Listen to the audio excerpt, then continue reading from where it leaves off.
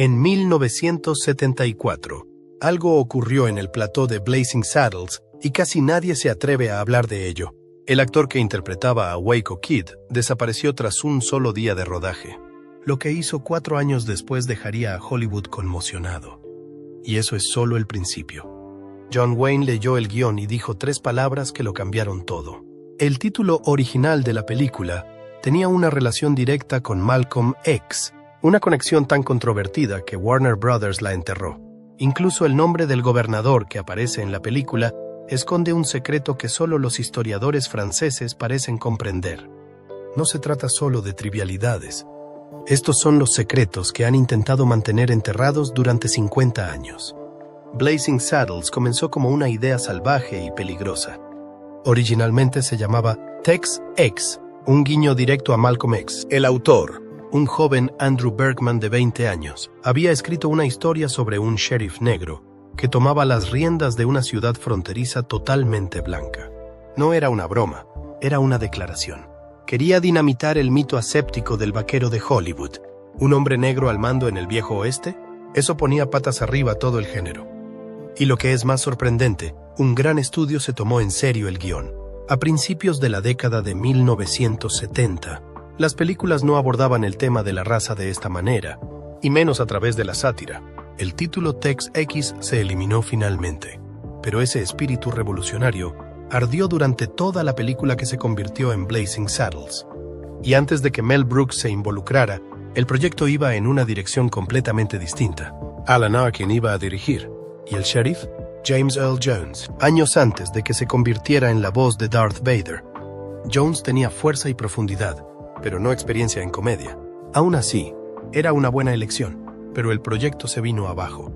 Choques creativos, ejecutivos nerviosos y la contundencia del guión asustaron a todo el mundo.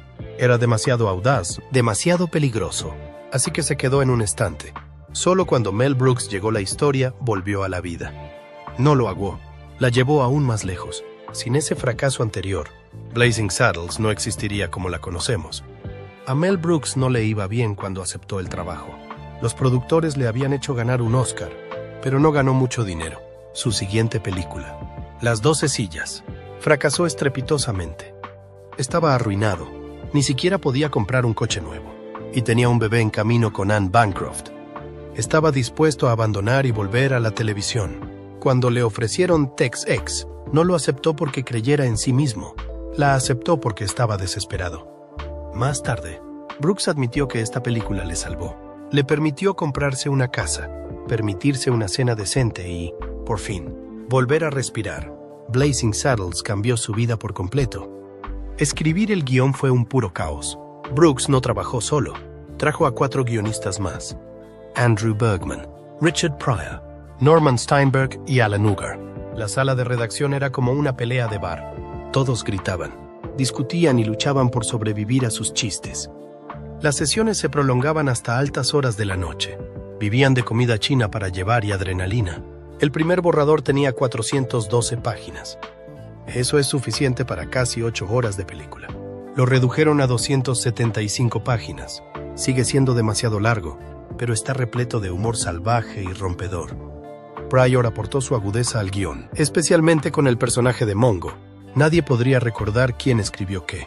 La escena de los pedos alrededor de la hoguera, eso salió de esta locura.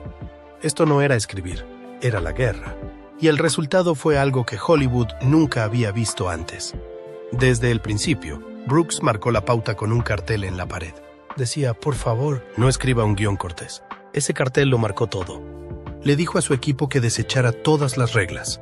Nada estaba fuera de los límites. Su pensamiento era simple. Probablemente no lo conseguirán de todos modos, así que vamos a ir salvaje, y lo hicieron. Atacaban el racismo, se burlaban de los clichés de Hollywood y se atrevían a bromear sobre cosas que nadie más tocaría. Pryor escribía chistes judíos. Los escritores judíos escribían chistes de negros. Nadie se quedó en un carril. Esta mezcla dio a la película su voz intrépida. No solo se burlaba de los westerns, los destrozó y construyó algo nuevo a partir de los restos. Richard Pryor iba a ser la estrella. Era la principal opción de Brooks para el Sheriff Bart. Pero Warner Brothers se negó. Dijeron que los problemas de drogas de Pryor y su reciente estancia en la cárcel lo hacían inasegurable. Brooks estaba furioso. Pensó en marcharse, pero Pryor, sorprendentemente calmado, le dijo que no lo hiciera. Dijo, encontraremos al tipo adecuado. Continúa. Pero Pryor no desapareció. Se unió al equipo de guionistas y dio forma al tono de la película entre bastidores. Cleveland Little consiguió el papel principal. Brooks dijo más tarde que tuvieron suerte con Little, pero no puedes evitar preguntarte cómo habría sido la actuación de Pryor. Sobre todo porque él y Gene Wilder se convirtieron en un legendario dúo cómico solo 2 años después. Y entonces llegó la mayor sorpresa de todas. Mel Brooks quería que John Wayne interpretara a Waco Kid. Así es, el John Wayne seguía siendo una de las mayores estrellas del mundo. Brooks le dio el guión. Wayne lo leyó de un día para otro y dijo que se partió de risa, pero lo rechazó. Dijo que era demasiado sucio para su imagen, pero prometió que sería el primero en la cola para verlo. Imagínatelo. El vaquero más heterosexual y serio de todos los tiempos interpretando a un borracho desastroso en una película que se burla de todo su género. No sucedió, pero casi. Cuando Wayne dijo que no, Brooks se obsesionó con Dan Daly. Daly no era un tipo del oeste. Era conocido por los musicales, pero sabía montar a caballo mejor que casi nadie. Brooks pensó que sería perfecto. Incluso lo localizó en Hawái. A Daly le encantó el guión, pero también lo rechazó. Le fallaban los ojos. Dijo que estaba casi ciego y que ya no podía montar con seguridad. Brooks estaba destrozado. Siguió persiguiendo al actor perfecto, pero el destino tenía otros planes. Entonces llegó el peor desastre de casting de todos. Brooks contrató a Gig Young. Young había ganado un Oscar y tenía el aspecto cansado que Brooks quería. Pero Young tenía un grave problema con el alcohol. El primer día de rodaje, durante la escena de la celda de la cárcel, empezó a temblar. Brooks pensó que estaba actuando hasta que la bilis verde salió de su boca. Lo llevaron de urgencia al hospital. Brooks dijo más tarde, si quieres un alcohólico, no elijas un alcohólico. Young nunca volvió. Más tarde demandó a Warner Brothers. La película había vuelto a perder a su chico de Waco. Fue entonces cuando Gene Wilder intervino. Brooks no lo había considerado para el chico de Waco. Pensó que Wilder era demasiado joven, demasiado fresco. Le había ofrecido a Wilder el papel de villano antes, pero Wilder dijo que no. Ahora, desesperado, Brooks le llamó llorando. Wilder acababa de terminar de trabajar con Brooks en Los Productores. Se subió a un avión y voló directo a Los Ángeles. Cuando se probó el traje, le quedó como por arte de magia. Ese lunes ya estaba en el plató. Su discreto encanto y su humor fuera de lo común convirtieron al chico de Waco en algo inolvidable. Y su química con Cleveland Little se convirtió en el alma de la película. En medio de todo el caos, ese casting de última hora lo salvó todo. Cuando Mel Brooks gritó por primera vez, sillas de montar ardientes a los altos mandos de Warner Brothers, fue un desastre. La sala estaba en silencio. Ningún ejecutivo esbozó una sonrisa. La película estaba repleta de chistes de pedos, una escena de puñetazos a un caballo y la palabra con N utilizada sin reparos. En lugar de risas, hubo malestar y luego indignación. Leo Greenfield, jefe de distribución nacional del estudio, dijo rotundamente que debían enterrar la película y asumir el golpe financiero. Otros estuvieron de acuerdo. No solo no les gustaba la película, querían que desapareciera. Le dieron a Brooks una larga lista de recortes. Quitar la escena de la hoguera. Eliminar la violencia. Eliminar los insultos. Brooks escuchó educadamente. Cogió la lista. Salió de la habitación. La arrugó en una bola y la tiró. No iba a cambiar nada. Brooks sabía que le quedaba una oportunidad. Rápidamente organizó una segunda proyección. No para los trajeados, sino para los trabajadores. Las secretarias, los conserjes y los carteros. Y esta vez la sala estalló. Desde el primer chiste, la gente reía sin control. Judy Aben. Algunos incluso se caían de la silla. Era puro caos. En el mejor de los sentidos, uno de los co-guionistas, Norman Steinberg, recordaba el momento vívidamente. Dijo que la gente estaba literalmente rodando por el suelo. Y Brooks, viendo cómo se desarrollaba todo, dijo lo que realmente sentía. Lucha contra ellos. Esta es nuestra película. Esa noche, los ejecutivos del estudio vieron algo que no podían ignorar. A la gente normal, al público real, le encantó. y eso es lo que salvó a la película de ser enterrada. Incluso después de esa salvaje respuesta, el estudio seguía nervioso. No querían arriesgarse a un estreno nacional, así que fueron a lo seguro. Blazing Saddles se estrenaría en solo 3 ciudades: Nueva York, Los Ángeles y Chicago. Eso es todo, sin publicidad, sin avances de la crítica, sin rumores, solo estrenos en frío para ver qué pasaba. Se eligieron estas ciudades porque era más probable que captaran el humor, especialmente la comedia judía al estilo de Catskills, en la que Brooks estaba especializado. El estudio esperaba unas cifras modestas, quizás suficientes para salvar las apariencias. Lo que obtuvieron en cambio fueron salas llenas, gente gritando de risa y un boca a boca que corrió como la pólvora. La apuesta había fracasado y el incendio no había hecho más que empezar. Los críticos no sabían qué pensar. A algunos les encantó. Otros lo calificaron de vulgar y ofensivo. Pero nada de eso importó. El público siguió acudiendo. En la primavera de 1974, la película se proyectaba en ciudades y pueblos por igual. Los cines de los suburbios, donde el estudio esperaba silencio, se llenaban de repente. La gente no solo veía Blazing Saddles. Lo citaban, lo debatían, lo discutían. Las colas daban la vuelta a la manzana. Familias y amigos hacían noches de fiesta. Lo que empezó como una comedia de nicho era ahora una sensación nacional. Hasta las peores críticas tenían que admitirlo, que el público aullaba. La película había superado todas las barreras y lo había hecho con escenas que nadie pensaba que pasarían la censura. Y entonces llegó el dinero. El presupuesto fue de solo $2,6 millones. Pero la recaudación final en Norteamérica, $119,6 millones. Se calcula que 63 millones de personas la vieron en los cines. Eso es más de lo que cualquier película de El Señor de los Anillos consiguió décadas después. Ajustada a la inflación, Blazing Saddles recaudó casi $600 millones. No fue solo un éxito, fue un fenómeno. Mel Brooks confió en su instinto, ignoró a los ejecutivos e hizo exactamente la película que quería hacer. Y funcionó. La película no solo sobrevivió, reescribió las reglas de lo que podía ser la comedia. Incluso los detalles más pequeños de Blazing Saddles estaban cargados de significado. Por ejemplo, el nombre del gobernador, William J. Lepeteman.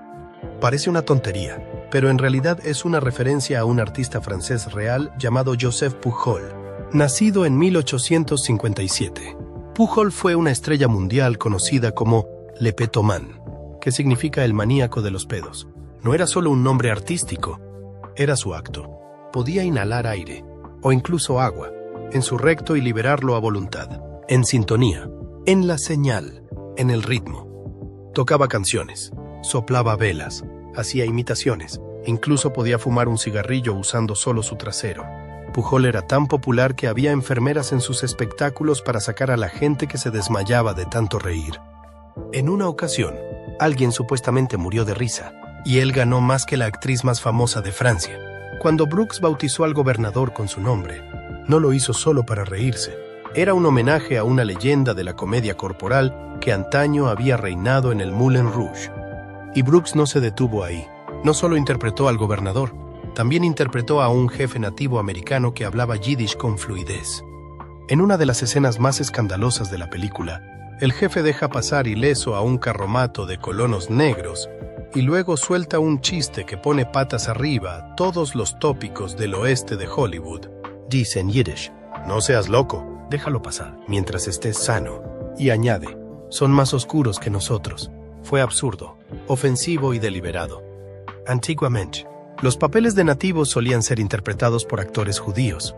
Brooks dio la vuelta al guión e hizo un chiste tan complejo que solo las personas familiarizadas con la cultura judía y la historia de los castings de Hollywood lo entenderían. Brooks no se limitó a actuar. Puso su voz en escenas que nunca adivinarías. Los cantantes que acompañan a Lili von Stoop, es él. El interrumpidor aleatorio durante la pelea final, también es él. Llenó la banda sonora de pequeñas versiones de sí mismo escondidas a plena vista. Era comedia por saturación. Cada fotograma repleto de chistes. Cada sonido adaptado para el máximo absurdo. Y si algo rompía las reglas de la narración, se apoyaba aún más en ello. Nada lo ilustra mejor que el uso deliberado de anacronismos en la película. Se desarrolla en el viejo oeste, Pero de repente aparece la orquesta de Count Basie tocando April in Paris, una canción de los años 30. Un vaquero menciona un programa deportivo de televisión que aún no existía. La pelea final rompe por completo la cuarta pared, estrellándose contra un plató de Hollywood, luego contra un musical y después contra una cafetería. No es un error, es una declaración.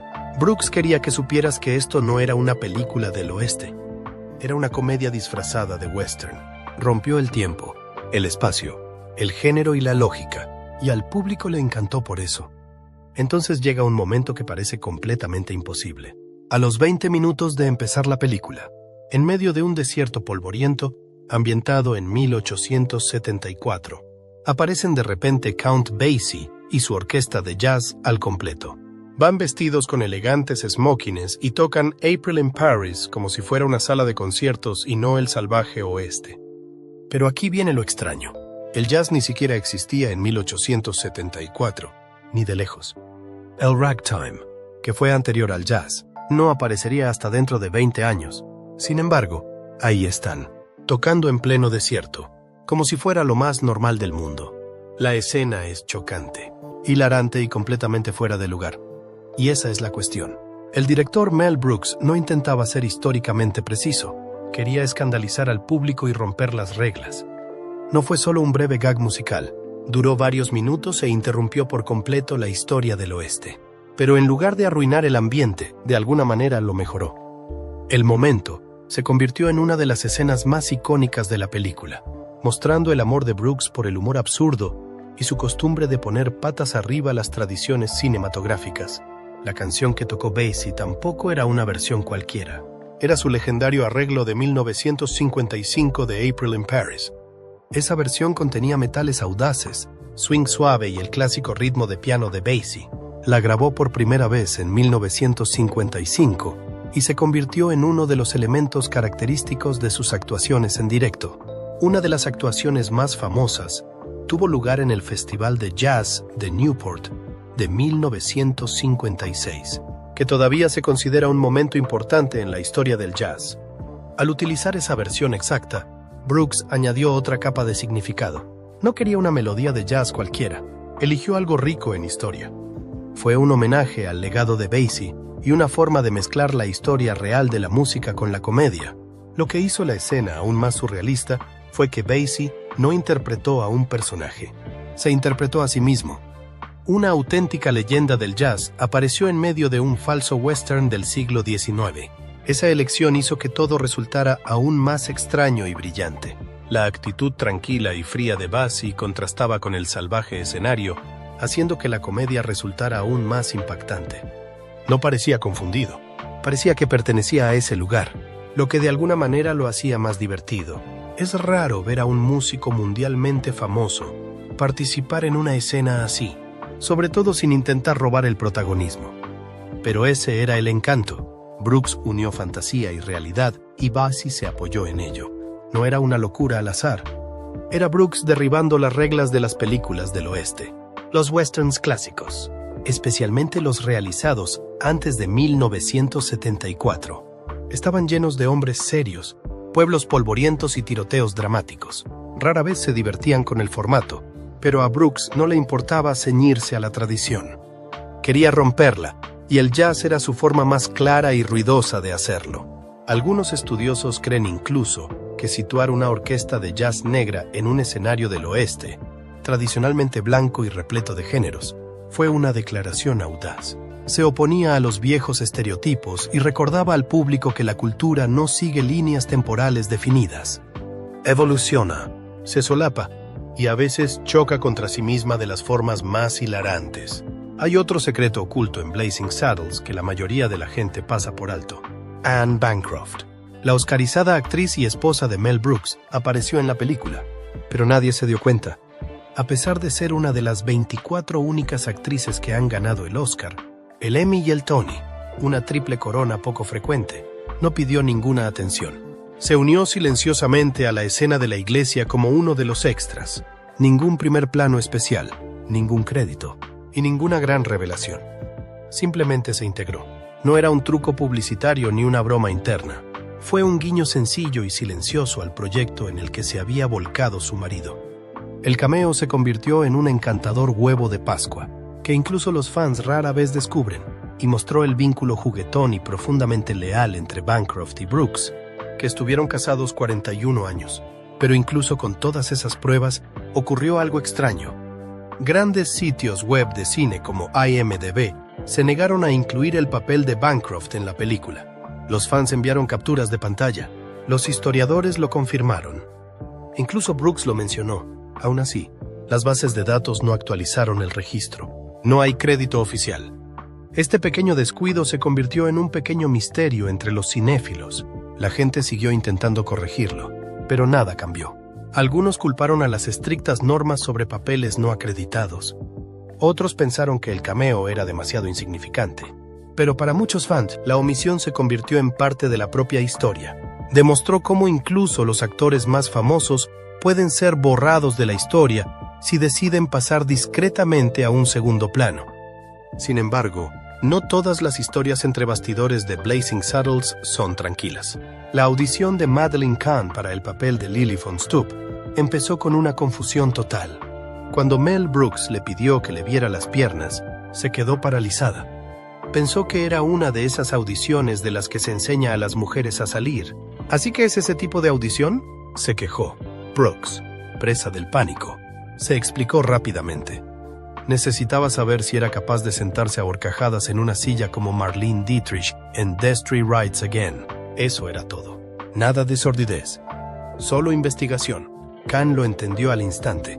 Cogió una silla, se levantó la falda, clavó la pose y se ganó el papel en el acto. Su encanto, sus agallas y su comicidad sellaron el acuerdo. Ese momento le valió una nominación al Oscar y la convirtió en una de las mayores estrellas de la película. Pero no se detuvo ahí. Justo después de la audición, miró a Brooks a los ojos, volvió a levantarse la falda y dijo "no tocar". La frase no estaba guionizada, no estaba planeada. Acaba de salir, y fue perfecto. Esa frase rápida se hizo legendaria en el plató. No solo era divertido, marcó el tono de todo el personaje. Kahn no solo interpretaba una parodia. Ella era el chiste, el límite y el remate, todo a la vez. Brooks dijo más tarde que ese momento le convenció de que nadie más podía interpretar a Lily. Tenía la confianza y el ritmo que el papel necesitaba. Y ese espíritu intrépido acabó dando forma a uno de los personajes más icónicos de la historia de la comedia. Cuando Mel Brooks empezó a trabajar en Blazing Saddles, ni siquiera él estaba seguro de hasta dónde podía llegar. Ahí es donde entró Richard Pryor.